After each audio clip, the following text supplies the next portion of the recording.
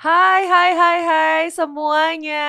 Selamat datang kembali di 100% Sehat barengan sama Dokter Andira Utami.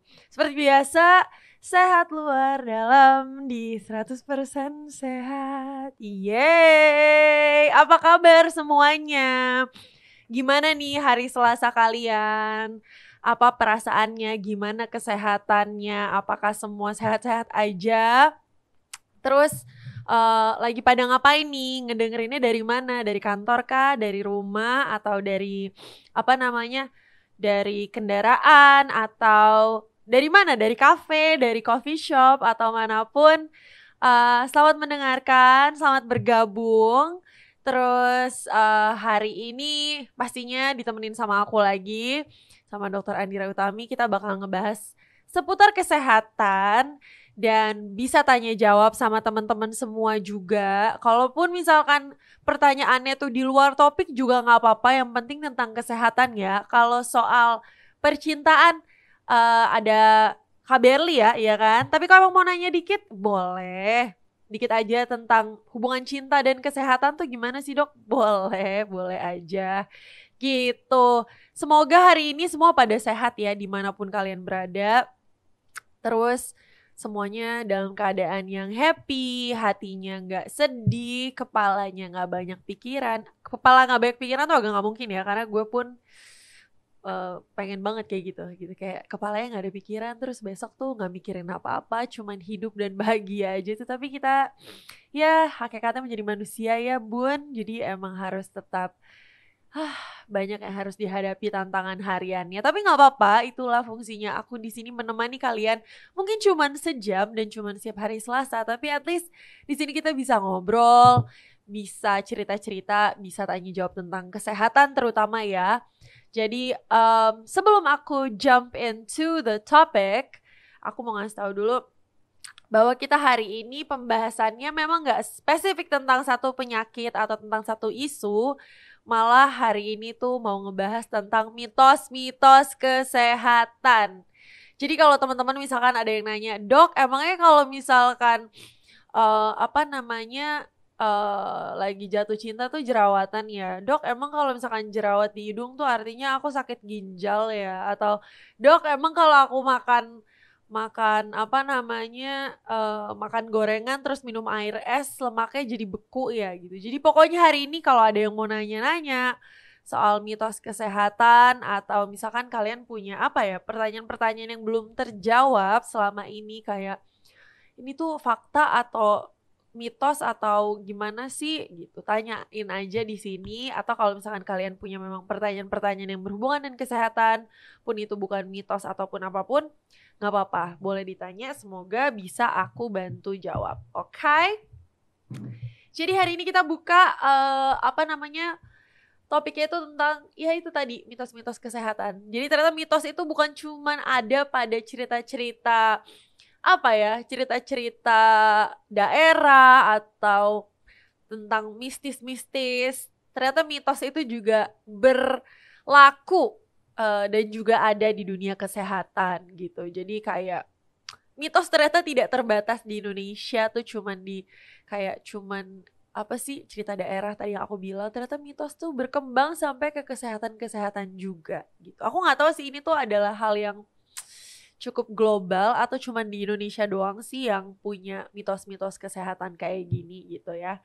Jadi nggak sedikit mitos-mitos udah beredar di kalangan masyarakat pastinya, dan ngebuat orang tuh mudah percaya banget karena sebenarnya mitos itu ada karena minimnya pengetahuan atau validasi gitu. Kayak misalkan ada mitos A, terus nggak ada yang ngejelasin secara saintifik atau secara keilmuannya tuh sebenarnya gimana. Atau minimnya akses pengetahuan dan akses jawaban ke pertanyaan yang dimilikin sama Sobat Langit Musik gitu. Jadi memang nggak sedikit mitos beredar, terus di apa ditambah lagi minimnya pengetahuan tentang hal tersebut, ya jadinya mitos tersebut dipercaya gitu. Dan parahnya lagi fakta tentang kesehatan malah jarang dipercaya. Jadi misalkan ya sebutannya tuh belief gitu ya, kayak kalau udah udah sangat kental kepercayaannya terhadap sebuah mitos atau sesuatu yang dipercaya turun temurun secara adat. Kadang-kadang tidak jarang aku di lapangan ya saat lagi konsultasi atau ketemu pasien, banyak fakta yang kadang dibantah secara keilmuannya, malah dikasih taunya dari apa yang mereka percaya. Tapi sebenarnya aku pun sebagai orang Indonesia ya, karena aku juga melihat berbagai macam dunia alternatif gitu ya, kayak misalkan macam-macam deh yang sifatnya tuh non medis gitu, yang ya ada yang spiritual, ada yang kepercayaan tidak berdasar atau apa segala macam. Kadang-kadang mau ngebantah, tapi aku jangan-jangan di beberapa daerah memang terjadi seperti itu. Tapi kan kalau kita cari penyebabnya, aku yakin pasti ketemu gitu. Kenapa mitos itu bisa terbentuk gitu lah. Jadi emang gak sedikit di Indonesia tuh lebih banyak percaya kayak sama mitosnya gitu. Kayak misalkan apa ya, gak boleh gunting kuku malam-malam. Terus gak boleh apalagi sih gak boleh jalan di bawah tangga gitu. Ini kan yang mitos-mitos yang general gitu ya. Tapi itu kan awal mula dari gimana mitos-mitos itu bisa berkembang gitu loh. Selain cuman di kehidupan yang general aja, kayak misalkan cuman gak boleh jalan di bawah tangga, gak boleh gunting kuku malam-malam, gak boleh pergi, anak-anak gak boleh pergi pas maghrib, dan segala macam itulah gitu. Jadi kayaknya berkembang sih dari situ juga. Dan aku juga pecinta permitosan itu sih sebenarnya, tapi untuk kayak seru-seruan aja, bukan untuk dijadikan landasan kehidupan sehari-hari gitu. Jadi setiap harinya kita tuh emang bisa dapat informasi banyak ya dari segala platform sosial media, baik kanal sosial media, mau itu Facebook, Twitter, Instagram, dan sebagainya.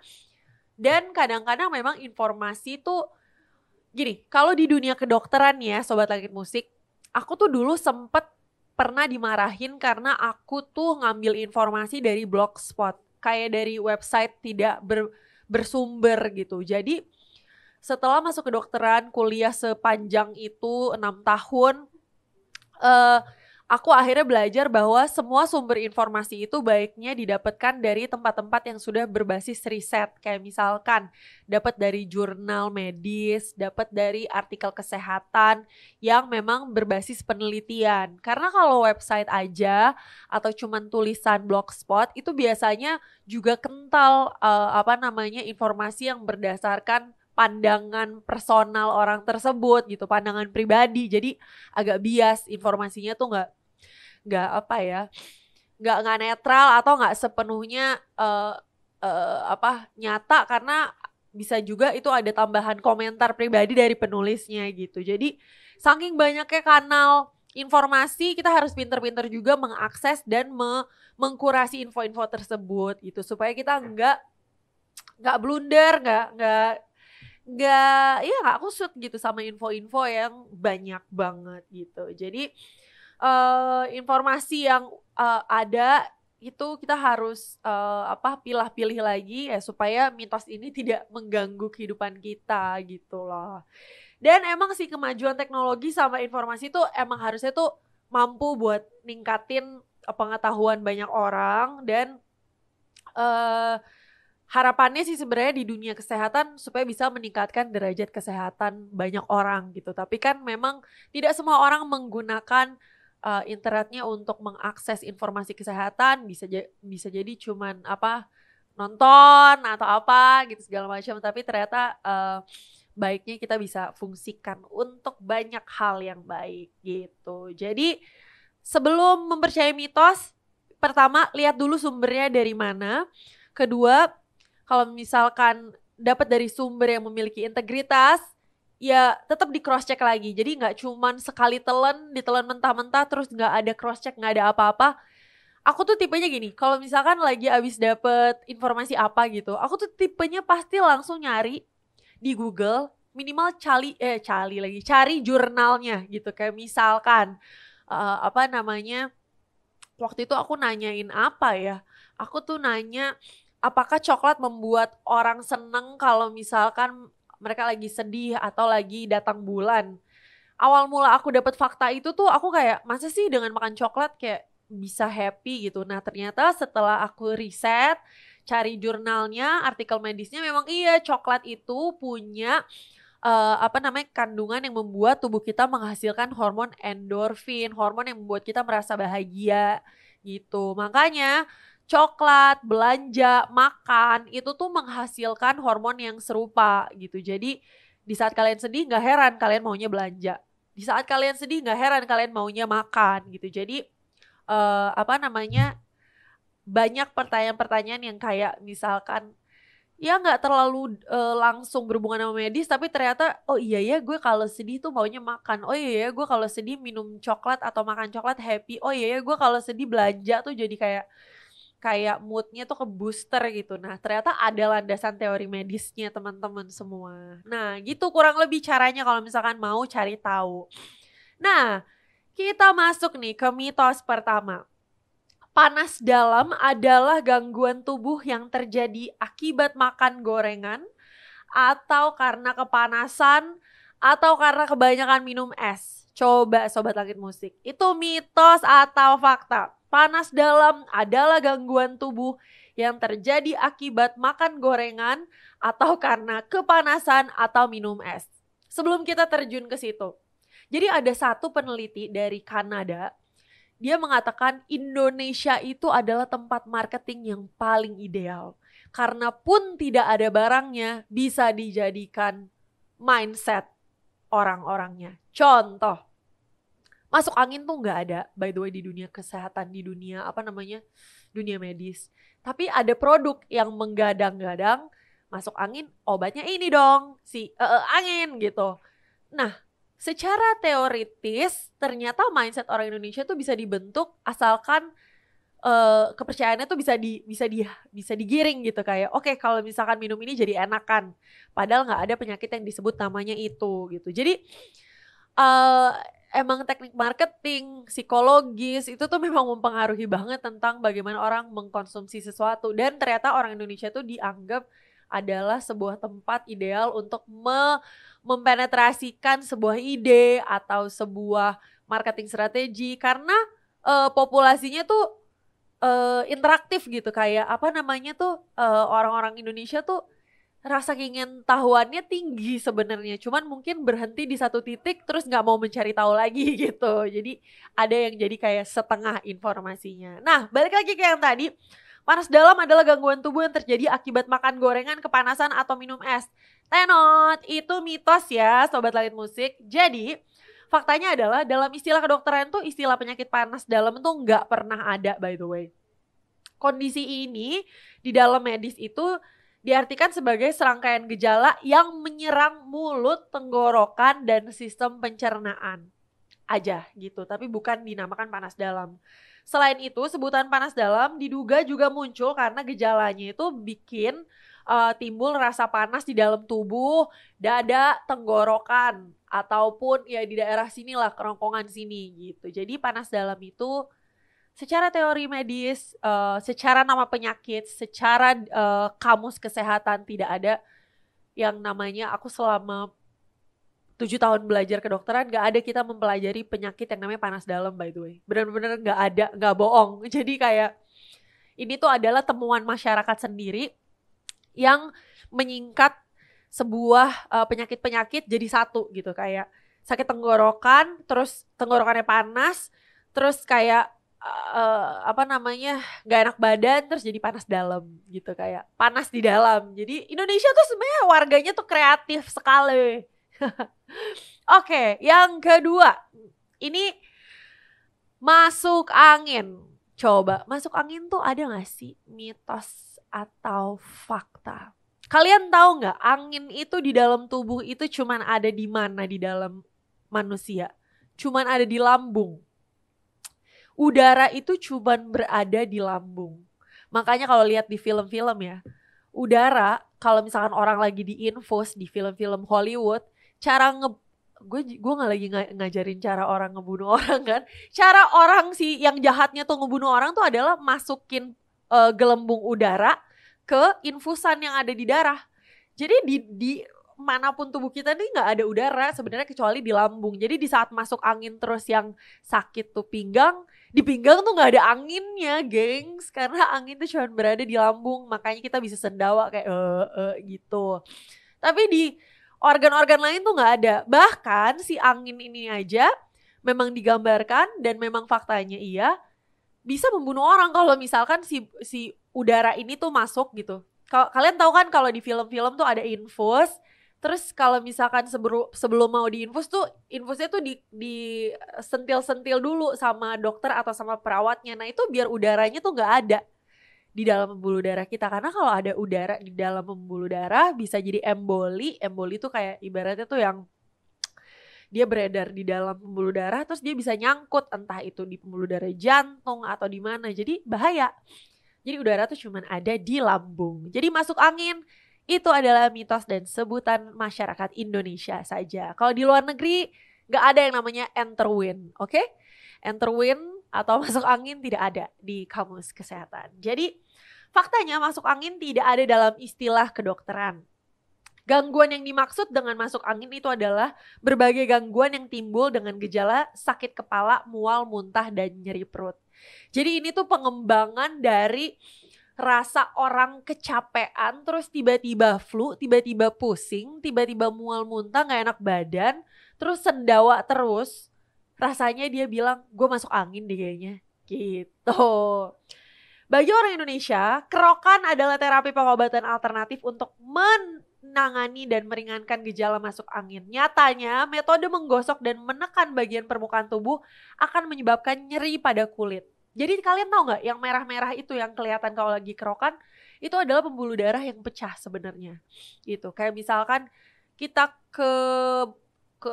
kebentur tembok aja gitu. Kalau kita lihat biru, itu tuh pembuluh darah di dalam situ tuh pecah. Gitu, darahnya keluar. Sama juga dengan kerikan. Berarti mikrovaskular, vaskularisasi yang kecil-kecilnya itu yang pecah gara-gara dikerok dan ditekan gitu. Warna pada kulit pun merupakan pertanda pembuluh darah halus atau kapiler. Tadi yang aku bilang itu tuh pecah, jadi kapilernya pecah. Inilah hal yang sebetulnya membahayakan. Sebab saat pembuluh darah pecah, maka bisa menjadi sarang kuman dan menyebabkan infeksi lokal atau kondisi yang lebih berat karena terbawa aliran pembuluh darah ke seluruh tubuh. Jadi masuk angin, tenot, it's not a fact ya teman-teman. Jadi kalau ditanya, terus masuk angin tuh gimana? Ya masuk angin tuh sebenarnya aku pun masih pakai istilah masuk angin ya. Cuman untuk memudahkan berkomunikasi aja gitu. Kayak kalau misalkan aku bilang, aduh gue mual, muntah, pegel, gak enak, sakit badannya, terus sendawa, terus abis itu demam, abis itu gak enak badan, terus ngeliang. Kan lebih enak kalau ngomong, duh gue masuk angin deh kayaknya gitu. Jadi sebenarnya itu kayaknya untuk menghemat waktu kali ya teman-teman ya untuk nyebut masuk angin tuh. Tapi kalau teman-teman mau tahu angin atau udara lah itu tuh cuman ada di lambung di sini di bagian perut kita gitu. Sisanya nggak ada anginnya, ada cairan gitu. Jadi di saat kalian mencoba mengeluarkan angin dari punggung tuh di punggung tuh nggak ada angin, adanya otot, tulang, lemak, sendi kali ya. Udah. Jadi secara organ dan bentuk organnya tuh padat gitu. Jadi tidak ada tempat di mana angin itu bisa masuk. Kecuali dia bentuknya kayak pipa atau apa. Dan yang bentuknya kayak pipa di dalam tubuh kita ya aliran-aliran darah itu kayak pembuluh darah. Atau aliran tempat buang air kecil atau usus. Nah makanya yang paling mungkin itu di area perut dan usus udara berada. Begitu. Jangan sedih ya kalau ternyata ini mitos. Lalu yang ketiga, sariawan itu disebabkan karena kekurangan vitamin C. Ayo, ini mitos atau fakta? Coba Sobat Langit Musik, tahu nggak sebenarnya sariawan itu kurang vitamin C atau bukan? Sebenarnya secara fakta, sariawan di dalam dunia medis lebih dikenal sebagai aphthostomatitis. Penyebab dari penyakit ini belum diketahui secara pasti. Jadi ada banyak faktor yang diyakinkan berkaitan dalam memicu terjadinya sariawan.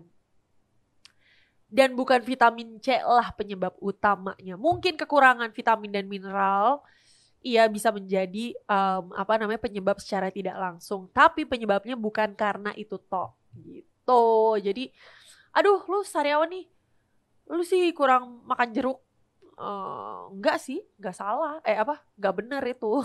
Jadi kalau ada yang ngasih tahu, enggak bu, enggak apa, penyebabnya bukan karena itu aja gitu loh. Di antaranya adalah alergi makanan, menurunnya sistem imun. Ini penyebab-penyebab sariawan ya. Adanya alergi makanan, menurunnya sistem imun, ada stres, ada trauma pada jaringan lunak di dalam mulut. Trauma tuh di dalam bahasa medis tuh sebenarnya kayak kebentur, kegores, luka, itu tuh namanya trauma gitu. Jadi trauma pada jaringan lunak kayak misalkan kegigit, itu tuh trauma gitu. Atau kekurangan nutrisi atau disebabkan karena obat-obatan tertentu. Jadi apabila sariawan terjadi secara berulang, maka ini disebut recurrent atau stomatitis dan lebih sering dikaitkan pada penurunan imun dan bahkan kerap dikorelasikan dengan human immunodeficiency virus HIV AIDS gitu. Jadi kalau misalkan kalian kok sariawan terus menerus ya, kok diare terus menerus ya, coba periksa ke dokter ya gitu. Jangan dibilang karena vitamin C doang yang kurang, karena itu butuh penelaahan yang lebih lanjut lagi. Oke, jadi kita udah memecahkan 3 nih ya gengs. Panas dalam bukan karena minum es, bukan karena tenggorokan yang panas dan gatal dan sebagainya. Enter wind atau masuk angin, faktanya secara istilah kedokteran gak ada. Dan udara atau angin di dalam tubuh kita itu cuma ada di area lambung kita. Oke. Lalu si vitamin C yang kekurangan vitamin C ini tidak serta-merta menyebabkan sariawan yang Anda alami gitu. Oke. Lanjut.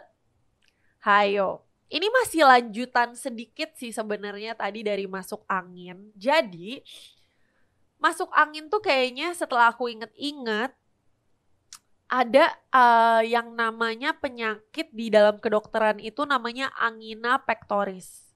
Masuk angin sama angina pectoris itu 2 hal yang secara keparahan tuh beda banget. Angina pectoris bisa menyebabkan kematian.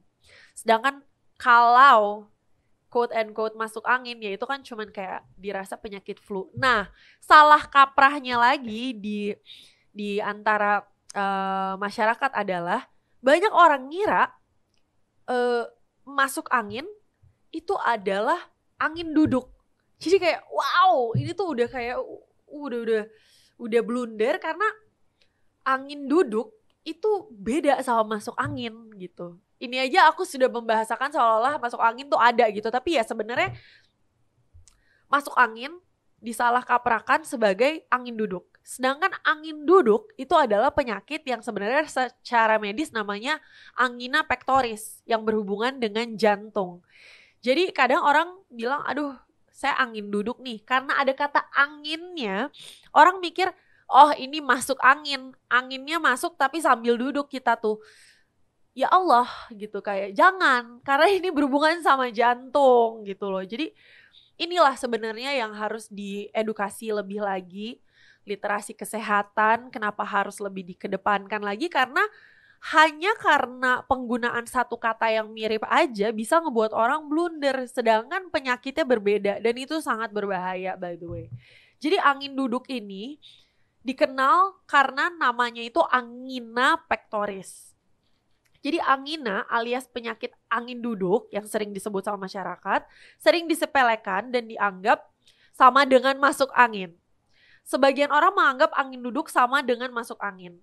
Dan namun keduanya sebenarnya berbeda sekali. Masuk angin disebabkan oleh berkumpulnya suatu gas yang tidak merata pada tubuh, sedangkan angin duduk disebabkan oleh penyempitan pembuluh darah pada jantung.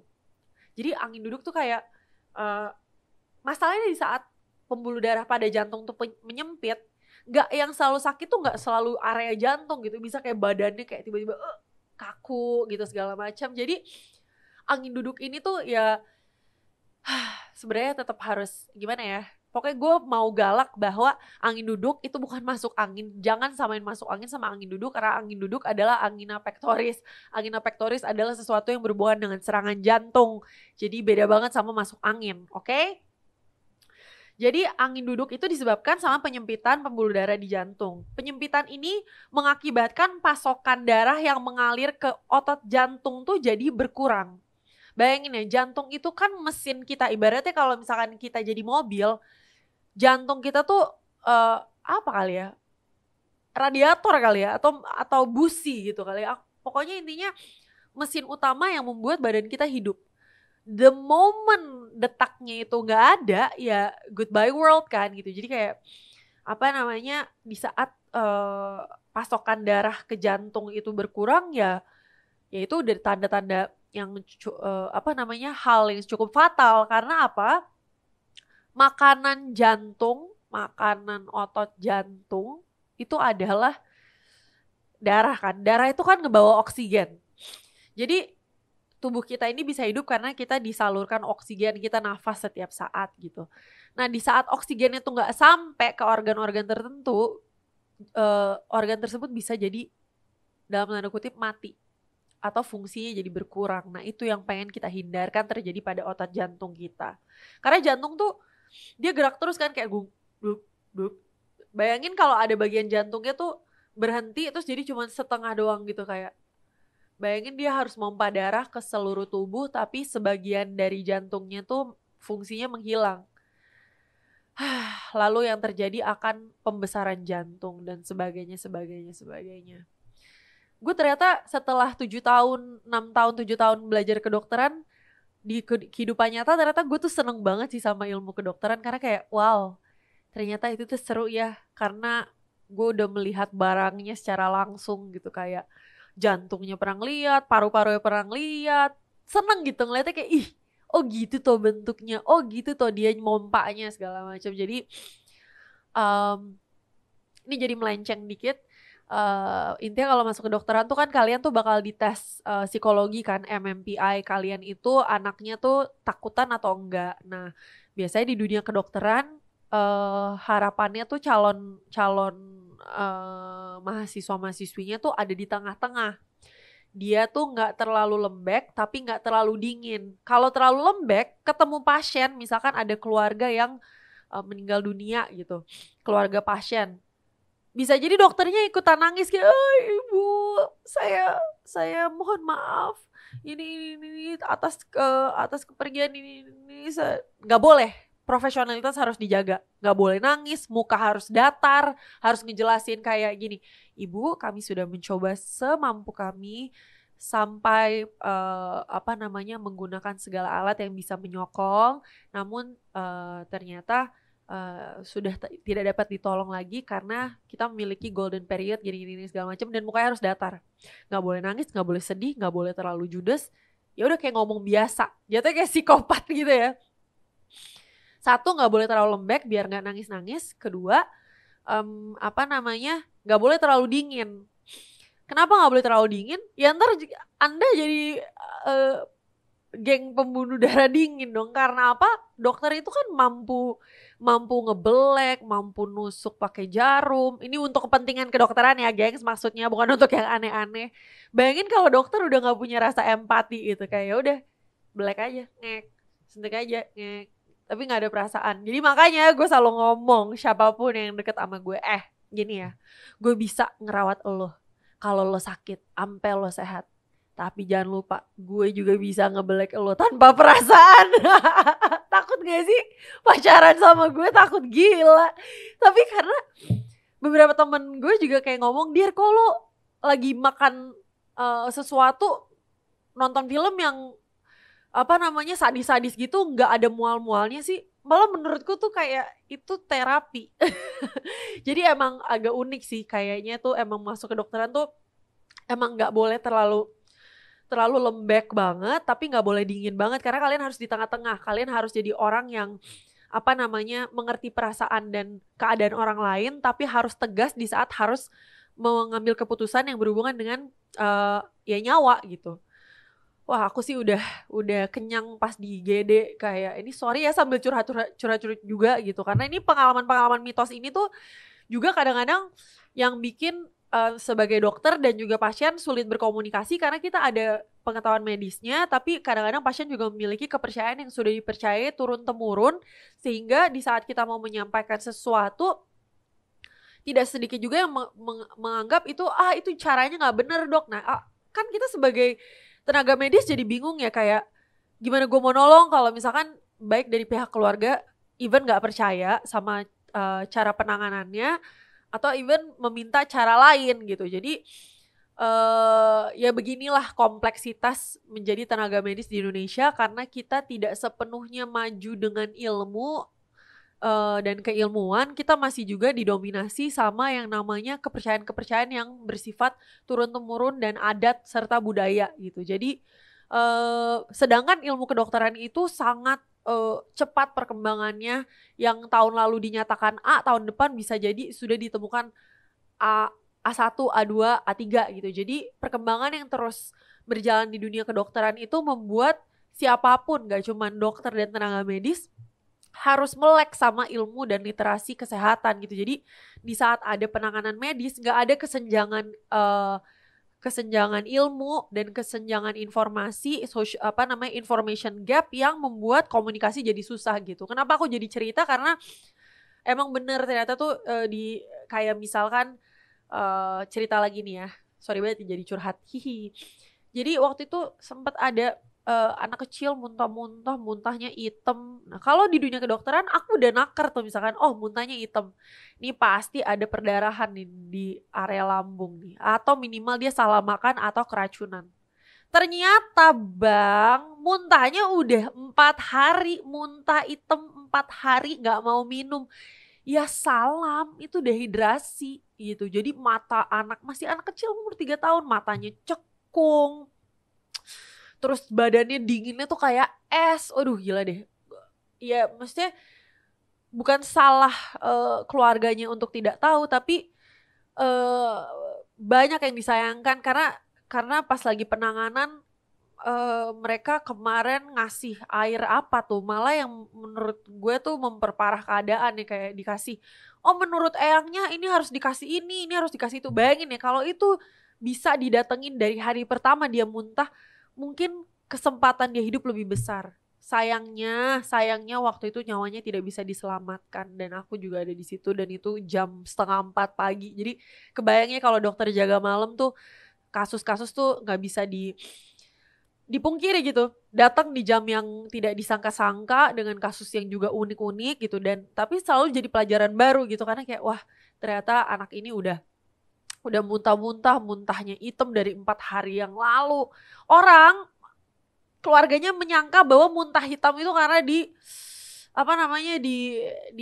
guna-guna atau segala macam gitu, dan ternyata setelah kita cek hitamnya itu adalah darah. Kita sebutnya hematemesis melena gitu. Muntah darah dan BAB juga darah. Darah itu kalau misalkan oksigennya dikit, warnanya bisa jadi hitam, teman-teman. Jadi darah itu tidak semerah yang kalian lihat di film-film. Darah itu bisa marun, bisa merah tua, bisa menuju ke hitam karena kekurangan oksigen. Gitu. Jadi sebagai mahasiswa dan mantan mahasiswa kedokteran yang sudah jadi dokter, aku ternyata sekali lagi happy banget dan suka banget ternyata sama ilmunya gitu, sama ilmu kedokteran. Kayak wih, aku udah ngeliat barang aslinya tuh gimana, sampai ngeliat otak-otak pun aku udah pernah gitu. Bukan otak-otak ya, bukan otak-otak yang pakai bumbu kacang ya, otak yang di sini nih, di kepala ini gitu. Jadi waktu itu kita mau belajar anatomi, dan batok kepalanya tuh saking kerasnya ngebuka kepala tuh pakai gergaji yang kayak buat kayu yang bunder itu. Jadi kayak wah gila, aku merasa kayak gila, ini adalah film-film Hollywood jadi nyata coy. Dunia kedokteran nih adalah itu. Terus gue kayak seneng gitu, terus gue merasa ih gue udah gila-gilanya kayaknya ya. Aku suka banget sih sama yang sadis-sadis gitu. Tapi tenang aja, aku gak gila ya. Awas kalian jadi menerka-nerka, wah dokter Andira kayak agak-agak ini deh, bocor halus deh. Tidak ya, awas ya, jangan gosip. Lanjut lagi ke yang berikutnya. Mandi malam bisa menyebabkan rematik. Ayo, siapa yang pernah dengar mandi malam gak boleh, say? Karena bisa menyebabkan sakit-sakit sendi-sendinya, bisa cekat-cekit, cenut-cenut, dan sebagainya. Hayo loh, gimana tuh? Faktanya, mandi malam tidak membuat rematik. Ini pasti nenek kamu yang memberitahu karena dia sudah berusia dan mandi malam lalu sendinya menjadi sakit-sakit. Itu mungkin bisa terjadi. Tapi pada orang-orang yang masih produktif, aktif, muda, mandi malam itu hanya bisa menyebabkan kedinginan. Itu saja. Dan tidak bisa tidur karena menjadi fresh kembali, menjadi segar kembali, maka akan maraton film. Nonton drakor atau main Counter Strike atau PUBG, itulah kalian lakukan itu sampai jam 3 pagi gak bisa tidur. Itu dampak dari mandi, ya kan? Tapi tidak membuat rematik, oke?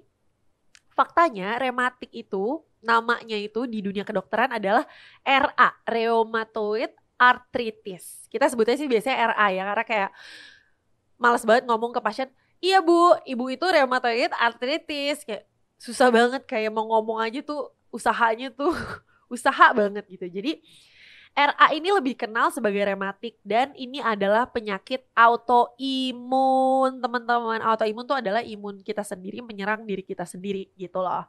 Kalau pernah dengar tuh yang kayak kemarin Isyana ngasih tahu dia lupus. Nah itu penyakit autoimun juga. Jadi imun kita menyerang diri kita sendiri gitu. Lalu kalau pada RA itu tuh autoimunnya menyerang pada sendi. Umumnya rematik menyerang sendi-sendi yang ada di tangan atau lutut, tapi juga bisa menyerang tempat lainnya seperti tumit.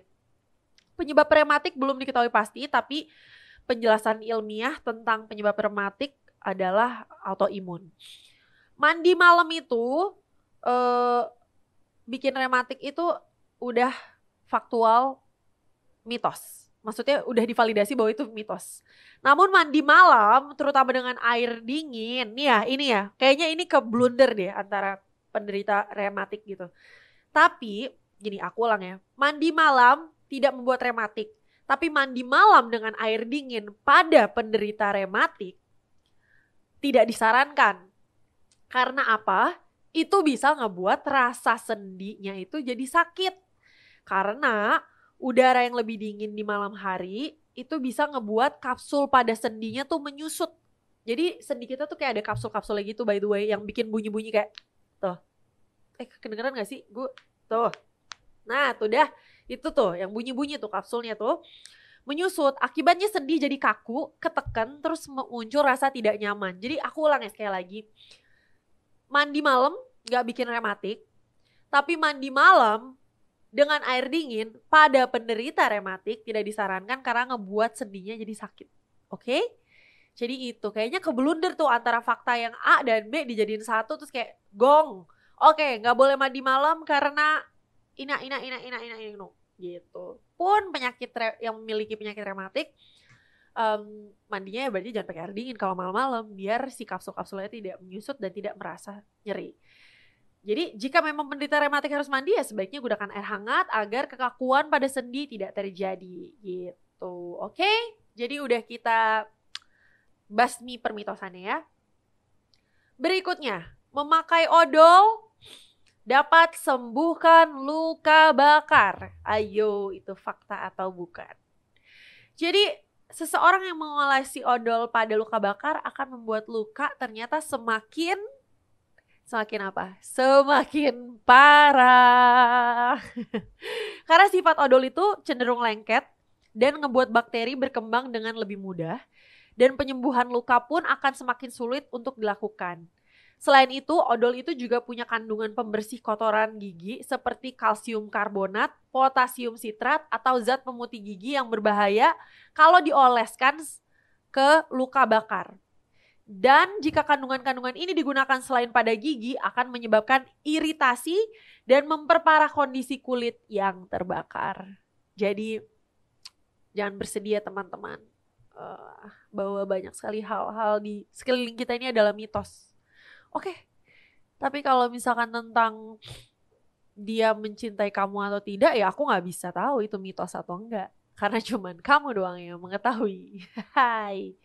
Terus berikutnya, minum air dingin bikin gemuk dan bisa membekukan lemak. Ayo, siapa di sini yang masih ngedenger orang ngomong, jangan minum air es, itu nanti lemaknya beku. Atau habis makan gorengan, jangan minum air es tuh nanti semuanya kebeku tuh di lengan, di pipi, semua beku. Kalau misalkan minum air es tuh bisa bikin beku, dari 28 tahun lalu, dari 20 tahun lalu, gue udah jadi manusia es fix. Karena setiap apapun gue minum pasti pakai air es, saking pakai air es terus bokap nyokap gue kayak, Andira ini kan lagi pilek, jangan minum air es gitu. Tapi faktanya air dingin atau air es itu tidak ngebuat yang namanya lemak beku. Jadi minumlah air es setelah makan apapun, gak ada masalahnya. Karena apa? Air es di saat sampai ke dalam tubuh, suhunya itu akan sama dengan suhu normal tubuh. Dia gak akan dingin sendiri di dalam. Mungkin pas di tenggorokan iya, tapi pas nyampe minimal di lambung, it'll go neutral gitu. Jadi tenang aja. Karena banyak orang yang mengkonsumsi makanan berlemak lalu minum es, kemudian merasa tidak nyaman karena lemak-lemak di sela gigi, lidah, dan rongga mulut itu membeku. Kalau masih di luar tubuh, iya kayak misalkan kan kalian ngeliat soto gitu atau apa, terus kalian ngeliat ada lemak-lemak yang kayak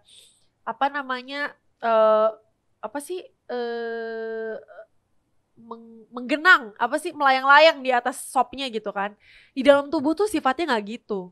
Di lambung itu ada asam lambung yang kuat sekali buat mecah itu semua. Jadi di dalam soto itu kan nggak ada asam lambung yang untuk mecah-mecahin lemak, protein, semua makanan yang kita makan. Jadi yang kalian lihat tuh tidak seperti itu di dalam tubuh gitu. Atau kalau kalian mau ngecek, boleh suruh anaknya jadi mahasiswa kedokteran, terus suruh foto-fotoin buku-buku atau dokumentasi yang menunjukkan asam lambung tuh gimana kalau ketemu makanan atau ini itu. Seru deh pokoknya. Jadi hal ini menimbulkan pemikiran bahwa es itu juga membekukan lemak di dalam tubuh sehingga bisa membuat kita jadi gemuk.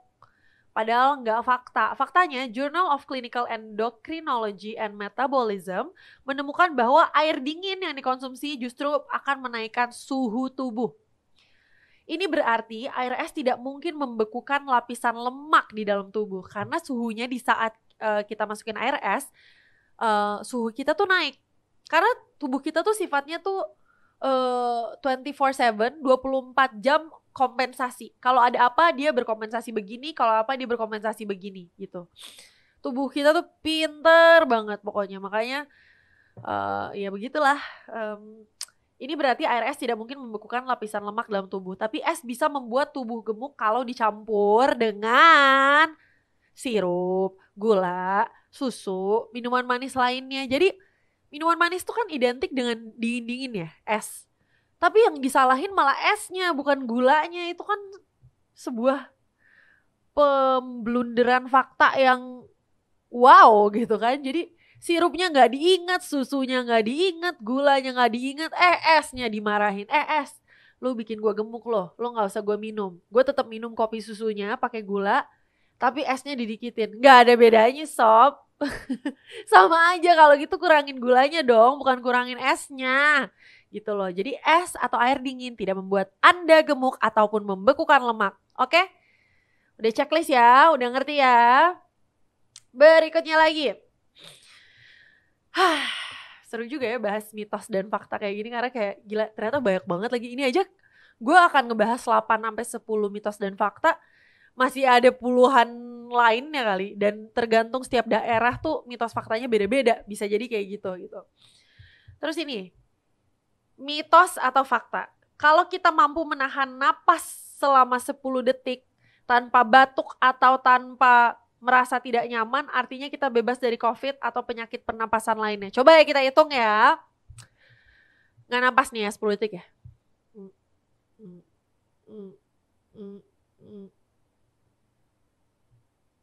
Ya 10 detik lah intinya ya. Gue bisa bahkan mungkin 20 detik. karena itu adalah indikasi yang tidak benar. Oke, jangan ngabisin waktu nahan napas padahal kalian dikasih pernafasan yang gratis hanya untuk ngecek kalian tuh punya penyakit pernafasan atau tidak. Karena bukan begitu cara memeriksanya. Jadi jangan mau ditipu-tipu sama konten-konten yang kayak, tahu gak sih zaman-zaman COVID tuh kayak ada video yang kayak dia berjalan gitu dari depan, suruh kalian nahan nafas. Terus dia jalan, pas di sini baru disuruh nafas lagi. Dikerjain lu. Udah tahu nafas dikasih gratis ya kan? Nggak nyewa, nafas nggak nyewa, nafas nggak beli. Masih disuruh tahan-tahan, lu tahan. Lucu, komedi lo. Ya kan? Padahal faktanya cara terbaik untuk memastikan seseorang terkena COVID atau memiliki sakit pernafasan adalah melalui pemeriksaan yang komprehensif. 1, anamnesis. 2, pemeriksaan tambahan baik laboratorium ataupun juga dengan pemeriksaan radiologi. Gitu. Kita tidak bisa mengetahui ya lewat menahan napas. Lah kalau yang COVID itu perenang olimpiade gimana? Dia nahan napas 1 menit juga gua rasa bisa. Tapi sambil COVID. Gitu. Jadi jangan memberikan teori-teori yang membuat kita jadi seperti badut. Gitu, dikerjain loh. Oke, berikutnya. Jadi batuk, terlalu bersemangat ngomongin pernafasan nih. Jerawat di lokasi tertentu memiliki makna khusus. Ayo, siapa yang bilang jerawat di jidat itu artinya ada yang kangen? Siapa yang bilang kalau bulu mata jatuh berarti ada yang pengen ketemu? Siapa yang bilang kalau misalkan jerawat di dagu itu artinya penyakit liver atau apa? Coba. Hah? Ini kebetulan saya ada jerawat di samping alis persis. Berdempetan dengan alis. Apakah saya terlalu sering mengkerutkan jidat dan alis? Hah? Oke. Jerawat di lokasi tertentu memiliki makna khusus. Tenot. Gak ada maknanya sama sekali. Gak ada ya. Yang namanya jerawat di dagu artinya sakit jantung. Jerawat di hidung artinya sakit lambung. Jerawat di pipi artinya ada yang kangen gitu. Tolong dong, jangan dibikin kayak gitu. Ntar ada orang yang oportunis ngebuat ramalan berbasis jerawat kan jadi lucu. Ntar dibuat lagi, apa namanya, praktek. Pendeteksian keadaan hidup berbasis jerawat. Mau apa lo? Kan lucu ya? Dan mungkin lagi orang kayak gitu tuh mungkin sih, orang kreatif kayak gitu tuh mungkin banget. Gini, tapi kalau jerawat bisa dilihat dari radangnya. Gini, kalau misalkan kalian tiba-tiba gak punya jerawat terus jerawatan, itu harus dipertanyakan apakah kalian konsumsi makanan yang berlebih apa, atau kalian kurang tidur, atau kalian terpapar debu secara berlebih, atau misalkan kalian cewek-cewek gitu ada jerawat di area. Ini spesifik nih, kalau ini spesifik penyakitnya ini. Ada jerawat yang berlebih, meradang, terus di area leher sampai ke sini-sini, ke dari dagu ke bawah, dan memiliki apa namanya jerawat yang meradang terus, merah terus, gak kelar-kelar.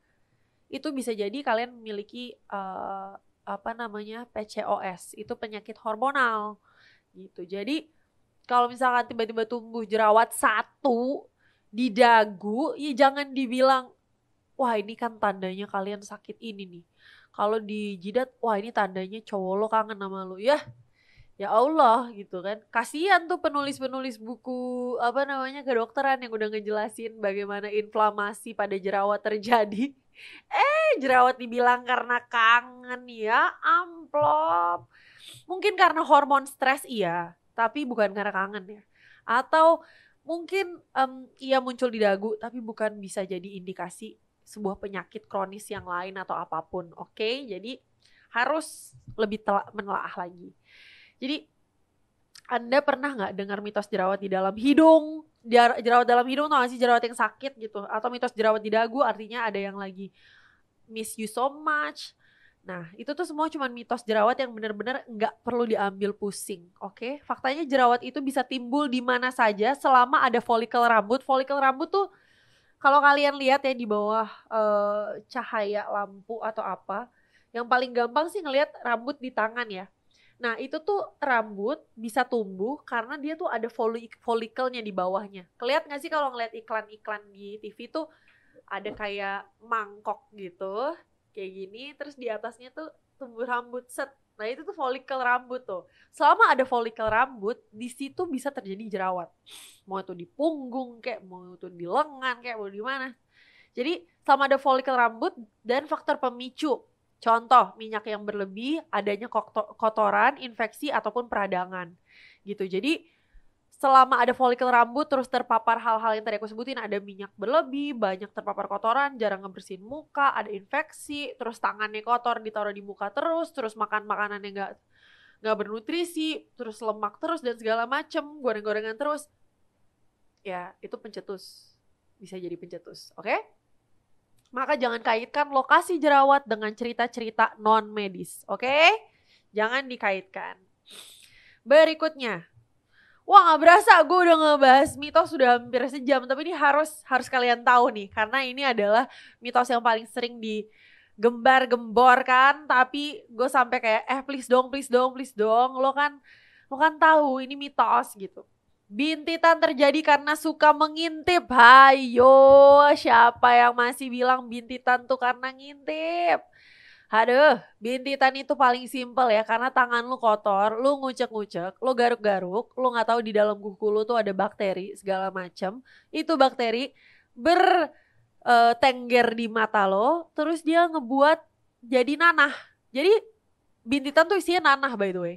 Dan cara ngobatinnya adalah didiemin atau dikasih air panas. Kecuali bintitannya itu udah lebih dari berapa senti ya, tuh kalau di kedokteran tuh dari 2 senti, terus dia udah ngebuat mata jadi ketutup berapa persen gitu. Baru itu diinsisi itu tuh diapain sih? Disobek nanahnya, dikeluarin nanahnya. Kalau enggak direbus lagi. di apa sih? Dikompres air panas, udah kelar gitu. Jadi bintitan terjadi karena suka ngintip itu adalah mitos ya. Mitos yang paling banyak dipercaya oleh orang. Ini mitos yang paling banyak dipercaya oleh orang. Nyatanya hal ini tuh nggak benar. Bintitan itu terjadi karena dipengaruhi oleh banyak faktor. Salah satunya adalah infeksi bakteri Staphylococcus aureus. Bakteri itu sebenarnya nggak berbahaya, tapi kalau terjebak di kelenjar di kelopak mata, maka akan memicu timbulnya infeksi dan terjadinya lah nanah. Jadi nanah itu tuh adalah hasil dari tubuh kita ketemu bakteri dan mencoba melawan, jadilah nanah. Oke? Itulah begitu. Nah, sambungannya lagi dari bintitan adalah mitos yang berikutnya adalah jangan ngelihat orang bintitan karena katanya bisa nular. Tenot, salah besar, oke? Jangan didengerin, jangan diapa-apain, udah itu buang aja jauh-jauh karena bintitan itu gak menular lewat lihat-lihatan. Mau lu lihat-lihatan 24 jam sama orang yang bintitannya ada 1000 pun gak akan nular, tau gak? Kecuali matanya lu pegang bagian nanahnya, lu tempelin tuh nanah ke mata lo, itu lucu. Namanya lu komedi, badut ya. Badut untuk hidupnya sendiri gitu. Berbagi bakteri ya jangan dong ya kan? Jadi melihat orang bintitan tidak ngebuat kalian ketularan. Itu cuma mitos belaka. Karena bintitan itu nggak menular dengan saling berpandangan. Ini buat gue lucu banget lagi. Penularan bintitan bisa terjadi karena tanganmu bersentuhan dengan cairan bintitan pengidap. Jadi kalau kamu bersalaman dengan pengidap yang belum mencuci tangan setelah memegang bintitannya, maka bakteri dapat berpindah ke tanganmu dan bisa sampai ke matamu kalau kamu ngucek mata. Jadi kalau kalian berpandangan, bercakap-cakap, bercanda tawa sama orang bintitan, jangan dikucilkan. Dia gak akan nularin bintitannya ke kehidupan lo, oke? Jadi udah banyak banget lagi mitos yang kita bahas ya dari tadi dan banyak yang lucu ternyata, kayak ngelihat orang bintitan tuh bikin ketularan, terus ngelihat atau ngintip orang bisa bikin bintitan, terus air es bisa ngebuat lemak jadi beku, lili gitu. Jadi ternyata banyak sekali mitos-mitos yang terjadi di kalangan masyarakat Indonesia Dan itu adalah sesuatu yang kayaknya memang tidak bisa dihindari, karena menurut analisa aku pribadi ya, kita tuh masih hidup dengan kebudayaan yang cukup kental. Bukan berarti buruk, tapi sebagai negara yang punya beragam budaya, harusnya kita juga tetap terbuka sama keilmuan, riset, science gitu. Karena supaya diseimbangkan gitu. Pun kita punya belief atau adat istiadat yang mungkin secara turun-temurun, tapi on the other side of the world, di sisi lain di kehidupan kita yang sedang berjalan, scientific tuh juga berjalan loh, dan berbasis penelitian dan riset gitu. Jadi ada baiknya nggak serta-merta cuman mengambil suatu keputusan dari satu sudut pandang gitu. Jadi coba biasakan untuk riset, untuk cari lebih dalam lagi informasi yang mau ditanyakan gitu. Dan berikutnya adalah jangan mengambil informasi dari sumber-sumber yang tidak terpercaya. Bahkan dari internet pun, kalau kalian mau ngeklik, jangan cuma ngeklik pun ya. Misalkan ya, ada kalian lihat dari apa.com gitu, dan yang kalian merasa, wih ini tuh udah terpercaya banget nih sumber ini gitu, atau apa.id gitu kan, udah terkenal gitu, udah megang. Kalau di dunia kedokteran, aku nyomot dari website, itu dikeplak kepalanya sama profesornya, karena kayak, hah? Jadi fakta lu ambil dari website. Siapa yang mengambil riset ini, yang membuat riset ini tuh siapa, tahun berapa, pada subjek penelitiannya tuh apa.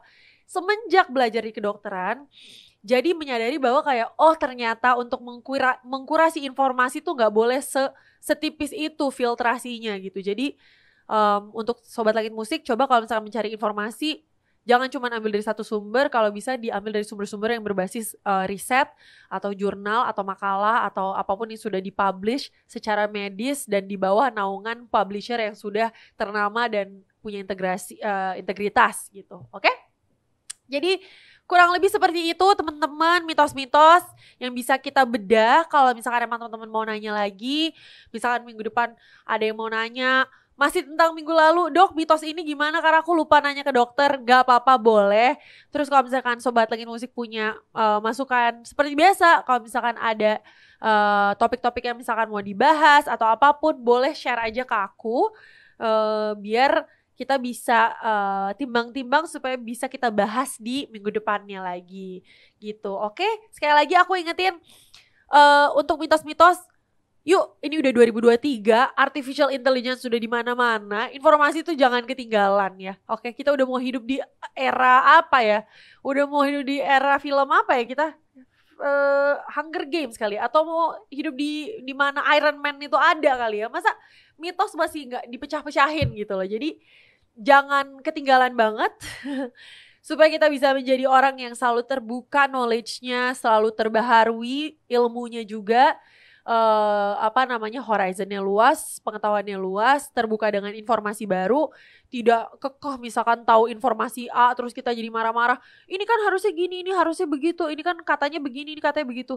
Coba menjadi orang yang lebih open minded lagi, supaya ilmu kita bisa menjadi luas. Kalaupun memang mau menentang sebuah statement atau suatu, boleh di-keep dulu dalam hati dan kita bisa riset dulu supaya kita nggak cuman teriak-teriak doang aja gitu. Aku pun belajar menjadi orang yang seperti itu, lucunya dari dunia kedokteran, karena ternyata setelah satu lapis masih ada ribuan lapisan lain yang terkadang kita harus gali lagi gitu. Semoga teman-teman bisa mendapatkan informasi yang bermanfaat hari ini dari sini, dan kita akan ketemu lagi di minggu depan hari Selasa jam 11 sampai jam 12 siang sama aku Dr. Andira Utami di 100% Sehat. Aku pamit dulu, kita ketemu lagi di minggu depan. Nyanyiin dulu dikit kali ya. Sehat luar dalam di 100% sehat. See you next week everyone. Bye bye.